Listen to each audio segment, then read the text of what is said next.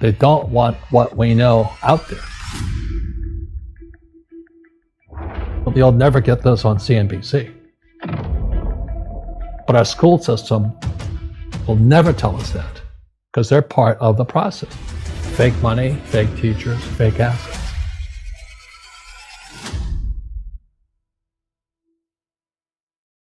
And I know the game of the rich. You know, my rich dad taught me, you know it because you're the banker.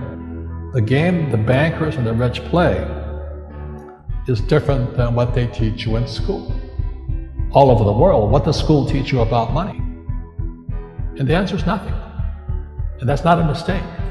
That's not an accident.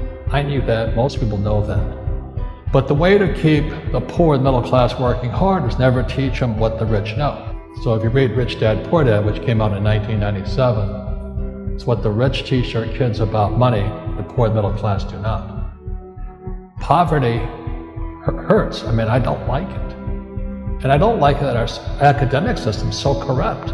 You know, we know the banking system's corrupt. We know politics is corrupt. But academics is just as corrupt. I mean, one thing if it's the banking and the politics, but this is where we send our children and we trust them to do the right things for them. And yet they're being not taught something so fundamental. Like you asked your dad when you were a kid, Dad, you asked your teacher, when are you going to teach us about money? And it was just, never. Well, never. And they'll never will. You know something. What do you know? Share it. What is financial education? It's not get a job, work hard, save money, and invest in a well-diversified portfolio of stocks, bonds, mutual funds, and ETFs. The financial industry is two things: debt and taxes. Debt and taxes. And that's where the thing starts. 1971, Nixon took the dollar off the gold standard, and the US dollar became debt. And we still tell kids to go to school, get a job, work hard, save money, and get out of debt. Now, who tells them to do that? That's the most ridiculous thing there is. The book starts and it says, lie number 1, saving money will make you rich. Yeah, it never will. You know that. We're all taught that as kids. Yeah. Why would you save it and why would you work for it if they can print it faster than you can work for it? Why do you keep saving when they're printing it? The rich don't work for money. Don't you touch that stuff. It's very subtle, right? Yeah. They don't say, I'm going to train you to be a worker bee the rest of your life, but they educate you in a way where that's what you come out. Right. What was he trying to do those first few months were you working for him? What was he trying to get across to you? Because he taught you the hard way about money. And she says, if you're going to be successful in your life, you've got to find the best teachers. And a great teacher is somebody who comes from the inside, not the outside. But in school, you don't know if your instructor is for real or not. That's where the fake teacher comes from. I said, I want you to teach me about money. So he said, why should I teach you? He says, but if I teach you, you work for me for free. And I said, why for free? And my poor dad went nuts. He says, if I pay you, you think like an employee. Your brain will change. If you learn never to work for money, you'll be a rich man. And this is powerful. Once you give someone a paycheck, their brain turns off. Correct. Because it's... And then the promise of a pension. Right. And job security. Which is kind of a paycheck in disguise. Correct. After you stop working.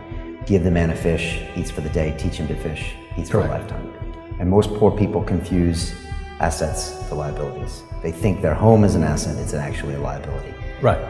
An asset is a noun, like a house.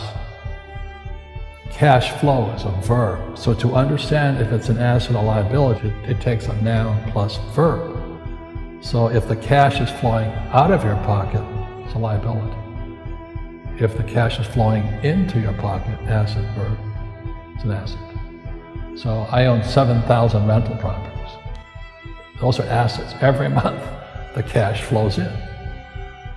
Whereas many people have the big house on the hill and the cash is flowing out. Right. And they're going broke. Right, it's like a frame of mind. The other thing the poor don't understand is the number one expense for most people is taxes.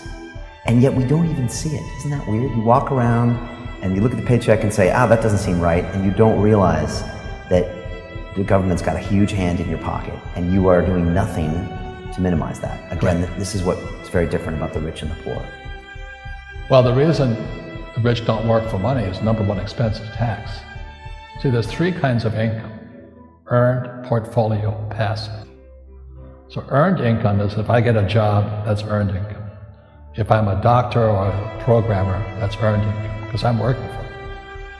If I buy, let's say, Apple for $10 and I sell it for 20, that's portfolio income, capital gains. Yeah. But passive income, which is cash flow, is never taxed. And so these guys are screaming right now in America, tax the rich. I said, good luck. Because most of the guys complaining, they don't know there's three kinds of income. And the rich don't have jobs anyway. They have assets. And so the average schmo out there, poor guy, sent the kid to school, they don't learn this. You see, very few people will buy what I do, make $1 million and pay zero tax. And my rich dad taught me that playing Monopoly. That's how it started, 4 greenhouses, 1 red hotel. Or the McDonald's formula, I write about it here. McDonald's, Ray Kroc. Yeah. McDonald's is in the real estate business, so they sell hamburgers, but they buy real estate, so they pay no taxes. This guy Bezos, he's $16 billion. How much tax do they pay on that $16 billion? Zero. And that's all legal. Anyone can do it. Everybody can do it. But most people lack the education. So once you learn how to use debt as money, you can never say, I can't afford it. See, because the banks will give you, so the banks, after the crash of 2008, the banks gave me $300 million tax-free. When I asked the average guy, I said, why don't you use debt? They can't even get a loan. Because their scores, their FICO scores, I don't know if you have them here, are so bad. The school teachers will never tell you that because they don't know it. My poor dad never knew that. And they think the rich are crooks. The rich just play by different laws. The rules are the same, but you have to do what the government wants you to do. Everybody can do the same thing if they had the financial education to do it. But can poverty be passed through genetically? Yes. Because it's some type of way of thinking. It's an attitude. An attitude. People ask me, how do I stop it? I just say, never say, I can't afford it. Ask yourself, how can I? So when I meet poor people, they use the words, I can't, a lot. So the people that say, I can't afford it, I can't do this, I can't get to college, the rich are evil, I choose not to participate in that. And that's one thing people could change today. Could. Right now, is that dialogue in their head. Stop saying the word can't. I can't. Right. So how can I? How can I? Especially as in, I can't afford it, how can I afford that? Right. And I got turned down so many times. I said, and every time I showed the banker my financials, and he'd go, sorry. I said, look, do me a favor. Why did you turn me